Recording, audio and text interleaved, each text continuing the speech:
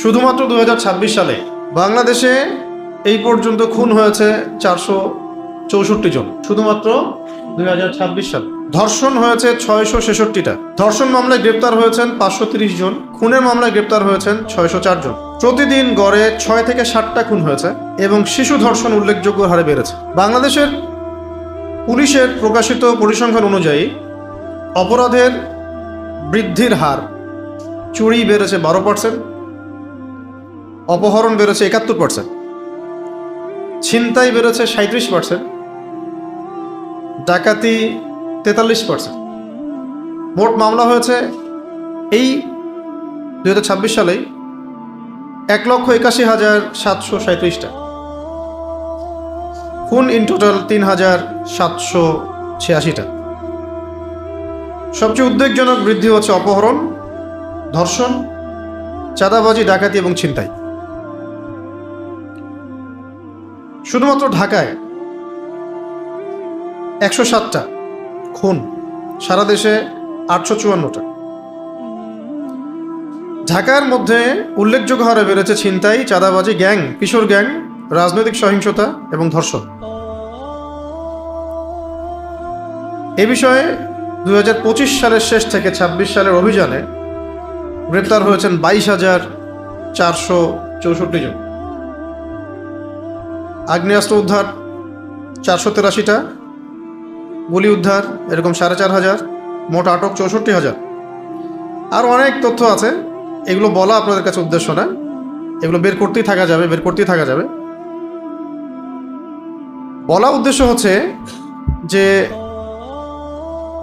এত কিছু হয়ে যাওয়ার পরেও এটা শুধু একটা বছরের 6 মাস 7 মাসের একটা পরিসংখ্যান, আরও অনেক পরিসংখ্যান আছে, এগুলো বলা উদ্দেশ্য না, এটা বলতে থাকলে তো অনেক সময় যাবে। এত কিছুর পরেও আমাদের কাছে মনে হয় যে আমরা খুবই উন্নত আধুনিক একটা সভ্যতায় বসবাস করছি এবং নবী সাল্লাল্লাহু আলাইহি ওয়াসাল্লাম এবং সাহাবীদের যুগটা ছিল মধ্যযুগ, বর্বরতার যুগ, নাউযু বিল্লাহি মিন যালিক। এবং আমরা এখন আছি খুব আধুনিক একটা যুগ, উন্নত সভ্যতায়। আমরা খুব ভালো সুফি, দরবেশ, আল্লাহর ওলি। এই জন্য অনেককে শোনা যায় বলতে যে আমরা তো আর এখন মধ্যযুগে নাই, আমরা এখন আধুনিক যুগে চলে আসছি। আধুনিক যুগের মাত্র 6 মাসের একটা পরিসংখ্যান দেখানো হলো, এই পরিসংখ্যানগুলো তাদের থেকেই নেয়া, অনলাইন ঘাটলেই দেখতে পারবেন। আজকের আলোচনা বিষয় হচ্ছে মধ্যযুগ কাকে বলে, আধুনিক যুগ কাকে বলে, কেন আমরা এই যুগটাকে আধুনিক যুগ বলবো নাকি দাজ্জালের যুগ বলবো, আর কেন আমরা মধ্যযুগটাকেই সবচেয়ে শ্রেষ্ঠ যুগ বলবো, বললে কেন বলবো, আর আল্লাহ রাব্বুল আলামিন আমাদেরকে কোন বিধানের আওতায় দেখতে চান। আজকে যদি আপনি আমাদের সমাজের পরিসংখ্যান ঘাটেন, আপনি দেখবেন আমাদের সমাজের প্রধান সমস্যা হচ্ছে শিরক, আল্লাহ পাকের সাথে শিরক করা। হয়তো মনে হচ্ছে আপনার কাছে আমরা তো মুসলিম, আমরা করি না, কিন্তু মুসলিমদের মধ্যে অনেকেই করে, মুসলিমদের বাইরে তো অমুসলিমরা করছেই। ঠিক আজকে থেকে 1400 বছর আগে, 1500 বছর আগে যে আইয়ামে জাহেলিয়াত ছিল, সে আইয়ামে জাহেলিয়াতেও মক্কার কাফের মুশরিকরা প্রধান যে পাপটা করতো সেটা হলো শিরক, আল্লাহর সাথে অংশীদার সাব্যস্ত করা। তারা লাত, উজ্জা, হুবল, মানাত এগুলোর পূজা করত। এখন আমরা হয়তো এটা করি না, মুসলিমরা, অমুসলিমরা করে, কিন্তু মুসলমান অনেকেই কালিমা পড়েও কবর পূজা করে, মাজার পূজা করে,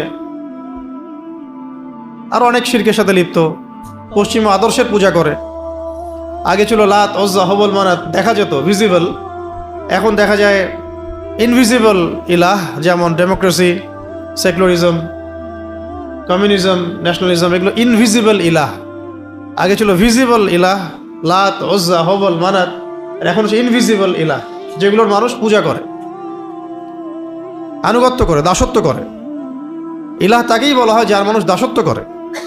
যেমন প্রবৃত্তি, নফসের প্রবৃত্তি, নফসের তাবেদারি করাটাকেও বলা হয়েছে নফসকে ইলাহ বানিয়ে নেওয়া।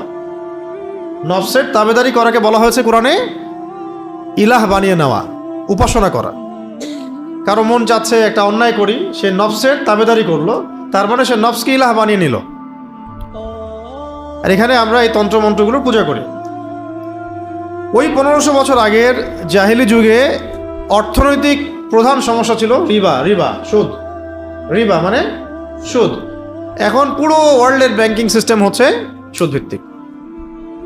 কোনো দেশের সেন্ট্রাল ব্যাংক বাকি নাই যেটা সুদের আওতায় না, এবং সেই সেন্ট্রাল ব্যাংকগুলোর আন্ডারে যে ব্যাংকগুলো আছে, এনজিওগুলো আছে, সব সুদ ভিত্তিক। কেউ সরাসরি খায়, কেউ ঘুরায় খায়, এতটুকুই পার্থক্য, বাট সবাই সুদ খায়। ইভেন আমরা যে কারেন্সি ব্যবহার করি, কাগজের টাকা, ইলেকট্রনিক মানি, এর মধ্যেও সুদ আছে। আমরা কেউই সুদ থেকে বাইরে নাই। হয়তো এই কারণেই আমরা অনেক দোয়া করি, আমাদের অনেক দোয়া হয়তো কবুল হয় না। কোনো না কোনোভাবে আমরা সুদের সাথে সম্পৃক্ত। আপনি, আমি, XYZ, এভরিবডি। যদি কেউ এখান থেকে বের হয়ে থাকতে পারে, সে নিঃসন্দেহে আল্লাহ পাকের বড় ওলি, বুজুর্গ বান্দা, যেটা সংখ্যা কম। কারণ ওয়ার্ল্ডের ইকোনমিক ফাংশনটা এভাবেই তারা করেছে, সুদের বাইরে আপনি যেতে পারবেন না। কিন্তু এটাও আইয়ামে জাহিলিয়াতে সেই রিবার ধারক ও বাহক এই সভ্যতা। বরং আইয়ামে জাহিলিয়াতে সুদটা ছিল একটা লিমিটেড জায়গায়, এখন এটা পুরো ওয়ার্ল্ড ওয়াইড গ্লোবালাইজেশন হয়েছে। গ্লোবালাইজেশন আমরা যেটা বলি। এছাড়া আইয়ামে জাহিলিয়াতেও কাগজের টাকার মতো প্রতারণা ছিল না। আইয়ামে জাহিলিয়াতে মানুষ কেনাবেচা করতো দিনার দিয়ে, দিরহাম দিয়ে, দিনার এবং দিরহাম দিয়ে, যার অন্তর্নিহিত মান ছিল, ইকোনমিক্সের ভাষায় বলে ইন্ট্রেন্সিক ভ্যালু ছিল, অন্তর্নিহিত মান ছিল। মানে একটা সোনার দিনারের মান এই দিনারের মধ্যেই আছে। আর কাগজের টাকা যত টাকায় আপনার সামনে থাকুক, এর মান এর ভিতরে নাই, অন্য কোথাও আছে। যেমন আপনি যদি এখন আজকে 5 ভরি গোল্ড কিনে রেখে দেন, নিঃসন্দেহে আপনি আজকে থেকে 10 বছর পরে লাভবান হবেন, সিম্পল, বেশি পাবেন। আজকে যদি আপনি 5 ভরি গোল্ডের সমপরিমাণ ক্যাশ বাসায় রেখে দেন, আজকে থেকে 10 বছর পরে এই ক্যাশের মান কমে যাবে। এতে করে আপনার শ্রমও চুরি হয়ে গেল, আপনার সম্পদও চুরি হয়ে গেল। ধরেন আপনি 1 লাখ টাকা রেখেছেন, 5 বছর পর দেখলেন সেটা হয়ে গেছে 50,000। আর ওই যে 50,000 চলে গেল, সেই 50,000 টাকা আর্ন করতে আপনাকে সময় দিতে হয়েছে, শ্রম দিতে হয়েছে, তাই না?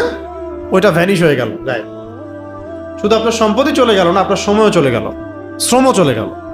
তাহলে এই পুঁজিবাদী অর্থ ব্যবস্থার সাথে যারা সম্পৃক্ত, তারা শুধু মানুষের সম্পদ ছিনিয়ে নিচ্ছে না, মানুষের শ্রম, সময়, রক্তও ছিনিয়ে নিচ্ছে।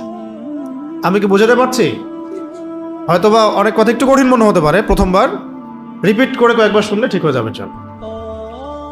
এবং আজকে আমরা পড়াশোনা করতে গিয়ে দেখলাম, পৃথিবীতে এখন রাইট নাও, আজকে পর্যন্ত পৃথিবীতে 2% পুঁজিবাদী মানুষ। কয় পার্সেন্ট? পুরো বিশ্বের পপুলেশনের মোট 2% পুঁজিবাদী মানুষ। বাকি 50 থেকে 60% মানুষের ইকোনমি, অর্থ ব্যবস্থাকে নিয়ন্ত্রণ করছে। 2% পুঁজিবাদী মানুষের কাছে যে পরিমাণ সম্পদ আছে জমা করা, এটা দিয়ে বাকি 50%কে খাওয়ানো যাবে। এটাকে বলা হয় ক্যাপিটালিজম। কি বলে? ক্যাপিটালিজম মানে পুঁজিবাদ। ইসলাম এখানে দিয়েছিল সাম্য, যাকাত, যে ধনীর কাছে সম্পদ আসলে গরিবকে দিতে হবে, তখন মার্কেটের মধ্যে সম্পদের ফ্লো সৃষ্টি হবে, সম্পদ হাত থেকে হাতে কনভার্ট হবে, সেও খাবে, আমিও খাবো, সেও পড়বে, আমিও পড়বো। আর বিজনেস যখন করা হবে, তখন আল্লাহ পাক কাউকে ধনী করবেন, কাউকে গরিব করবেন। আর সুদের মধ্য দিয়ে যেটা হয়েছে, ধনী হবে দিন দিন, আর গরিব দিন দিন গরিব হবে। এগুলো আমাদের চোখের সামনে হচ্ছে। আমাদের এগুলো নিয়ে তো মাথা ব্যথা খুব একটা নাই। আমাদের মাথা ব্যথা হলো ওই যে হাত বাঁধবো কোথায়, তারপরে জোরে আমিন, নাচতে আমিন, তারপরে আমাদের মোজার উপরে মাসাজ করব, চামড়ার মোজা হতে হবে নাকি আবার কাপড়ের মোজা হলেও হবে। হ্যাঁ, আমাদের তো ইস্যু অনেক, কে কয়টা বিয়ে করলো, তাই না? কোন গণক কি বললো, কোন জ্যোতিষী কি বললো, এইগুলোই। তো এটা আসলে খুবই লজ্জার। জাতিগতভাবে আমরা কেন জানি এইরকম, এটা আমাদের জন্য লজ্জার। মূল জায়গাটার দিকে ফোকাস না করে আমরা পড়ে থাকি ডালপালা নিয়ে। এই সুযোগে কাফের, মুশরিক, মুরতাদ, মুনাফিক, যারা ইসলামের দুশমন, এরা এমনভাবে আমাদেরকে এখন পেঁচিয়ে ধরছে, একটু পরেই বুঝতে পারবেন যে আমরা এখান থেকে এখন আর বের হতে পারতেছি না। এখন রাইট নাও আপনি এখান থেকে বের হতে পারবেন। আমি 1 ঘন্টা গলা ফাটায় বললেও পারবো না, আপনি যদি আমাদেরকে এখন এদেশের প্রেসিডেন্ট বানায় দেন তাও পারবো না, যাকেই দেন সে পারবে না, যতক্ষণ পর্যন্ত না পুরো সিস্টেমটা চেঞ্জ হয়। এখন আসেন, এই যে রিবার ফিতনা, এটাকে আল্লাহ পাক কি বলেছেন? আল্লাহ পাক বলেছেন, হে মুমিনরা শুনো, তোমরা আল্লাহকে ভয় করো, ওয়াযারু মা বাকিয়া মিনার রিবা, এই সুদের যে অংশটুকু আছে এটা ছেড়ে দাও। ইন কুনতুম মুমিনিন, যদি মুমিন হয়ে থাকো তাহলে ছেড়ে দাও। ওয়া ইল্লাম তাফআলু, তোমরা যদি সুদকে না ছাড়ো তাহলে ফাযানু বিহারবিন মিনাল্লাহি ওয়া রাসূলিহি, তাহলে আমি আল্লাহ পাক বলছেন আমার সাথে এবং আমার রাসূলের সাথে, মানে মুহাম্মদ সাল্লাল্লাহু আলাইহি ওয়াসাল্লামের সাথে যুদ্ধের ঘোষণা শুনে নাও। কার কথা এটা? আল্লাহ পাকের কথা। সূরা বাকারা খুলেন, শেষের দিকে পাবেন। আবার নবীজি সাল্লাল্লাহু আলাইহি ওয়াসাল্লাম বলেছেন, কেউ যদি 1 দিরহাম সুদ খায় সে যেন 36 বার জিনা করল। এই এলাকায় যদি আপনি জানেন যে ওই ছেলেটা, ওই মেয়েটা 36 বার জিনা করছে, তার দিকে নিশ্চয়ই আপনি খুব ভালো চোখে তাকাবেন, তার বাসায় দাওয়াত খাবেন, তার সাথে আপনার মেয়ের বিয়ে তো দিবেন নিশ্চয়ই। কিন্তু বাস্তবতা তো হচ্ছে, ব্যাংকার দেখলে বিয়ে দিতে খুব মন চায় আপনাদের, তাই না? এটা বাস্তবতা। আর দিনদার ছেলে ফিরায় দেন, তোর তো কিছু নাই, টাকা নাই, পয়সা নাই, আমার মেয়েকে খাওয়াবে কি, ভাগ এখান থেকে, নাকি? আপনার এরকম না? আরো আছে, আরো ডেঞ্জারাস কথা হচ্ছে, নবী সাল্লাল্লাহু আলাইহি ওয়াসাল্লাম বলেছেন, নবীর নাম আসলে কি পড়বো? তিনি বলেছেন, সুদের পাপের 70টা শাখা আছে, তার সবচেয়ে নিচু শাখা হচ্ছে নিজের মাকে বিয়ে করা। আরো বলেছেন তিনি সাল্লাল্লাহু আলাইহি ওয়াসাল্লাম, 4 শ্রেণীর মানুষকে আমি অভিশাপ দিলাম। কি দিলেন? অভিশাপ, লাআনা। যে সুদ খায়, যে সুদ দেয়, যে সাক্ষী থাকে, যে লিখে রাখে। যে খায়, যে দেয়, সাক্ষী থাকে, লিখে রাখে। ধরেন এখানে একটা পতিতালয় আছে, নাউজুবিল্লাহ, ধরেন একটা এলাকায় আছে, আছে তো অনেক জায়গাতেই, বাংলাদেশে তো আছেই, এবং এগুলো তো আবার কোনো সমস্যা না। সমস্যা হচ্ছে পুরুষ মানুষ যদি 2টা বিয়ে করে তাহলে সমস্যা। পতিতালয়ে কোনো প্রবলেম না। 20 বছরের একটা ছেলে যদি বিয়ে করে তাহলে সমস্যা, 17 বছর একটা মেয়ে যদি বিয়ে করে তাহলে সমস্যা। 17 বছরের মেয়ে 10 বার জিনা করলে কোনো সমস্যা নাই, 20 বছরের ছেলে 10 বার জিনা করলে কোনো সমস্যা নাই। যদি ও যদি স্বেচ্ছায় পতিতালয়ে যায় তাও কোনো সমস্যা নাই, কিন্তু ও যদি বিয়ে করে মহামুসিবত। শুধু বিয়ে নিয়ে যে জাহালাত আমাদের সমাজে, এটাই দূর হয় নাই। আমরা এখানে চাচ্ছি ইসলামী আইন বাস্তবায়ন করতে, আল্লাহর দিন কায়েম করতে। কত দীর্ঘ লড়াই আমাদের, ভাববেন বসে বসে। আমি দেখাচ্ছি, মানে এটা যে এই জাহালাতটুকুই যে যায় না, এটা দেখাচ্ছি আপনাদেরকে। ধরেন আমাদের এক ভাই, এই কাকে বলবো, আমাদের এক ভাইয়ের নাম আমি জানতাম, আমি কেমন ভাবতেছিলাম যে ওনার নাম আব্দুল্লাহ। আব্দুল্লাহ ভাই, ধরেন আব্দুল্লাহ ভাইয়ের বয়স হচ্ছে 25, কত? ভাই বিয়ে করছে একটা মেয়ের বয়স 40 বা 45। তারা সারা জীবন সুখে থাকলেও সমাজ সুখে থাকবে না। জাহালাত সমাজে গিয়ে জাহালাত, তাদের কোনো সমস্যা নাই, সমাজের সমস্যা, রাষ্ট্রের সমস্যা।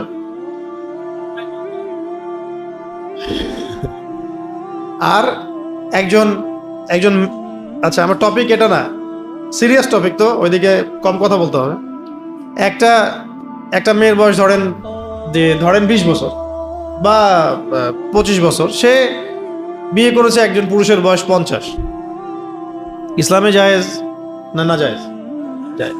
তারা সারা জীবন সুখে থাকলেও সমাজ সুখে থাকবে না। আব্দুল্লাহ ভাই ধরেন আরেকটা বিয়ে করছে, একটা বিয়ে দিলাম, ধরেন 30 বছর গিয়ে একটা বিয়ে করছে, এখন মাশাআল্লাহ তিনি আরো একটা করছে, ধরেন এটা সুন্নত না, একাধিক বিয়ে করা সুন্নত না, ফরজও না, জায়েজ। কথা বুঝবেন, এটা কি জায়েজ, বৈধ, হালাল, অবৈধ না। আবার এমন না যে করতেই হবে সুন্নত, এরকম না বিষয়। ওনার সামর্থ্য আছে, চাহিদা আছে, করছে, ওনারা সুখে আছে, সমাজ সুখে থাকবে না, ঠিক আছে। যদি ব্যভিচার হয়, জিনা হয়, তাহলে এটা নিয়ে কোনো কথা হবে না, হালালে গেলে কথা হবে।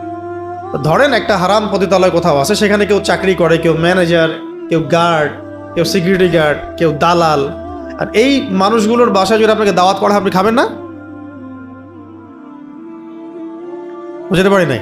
ধরেন একটা এলাকায় একটা পতিতালয় আছে আর কি, ওখানে কেউ কাজ করে, ওয়ার্কার, কেউ ম্যানেজার, কেউ রেজিস্ট্রি করে, কেউ এগিয়ে দেয়, কেউ সিরিয়াল ওয়াইজ লিস্ট করে, কেউ অর্ডার নেয়, কেউ গার্ড, সিকিউরিটি গার্ড, কেউ নাইট গার্ড।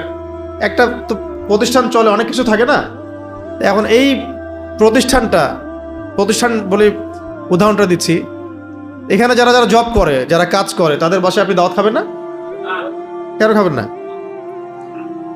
আপনার ঘৃণা লাগবে, ঘৃণা লাগবে না?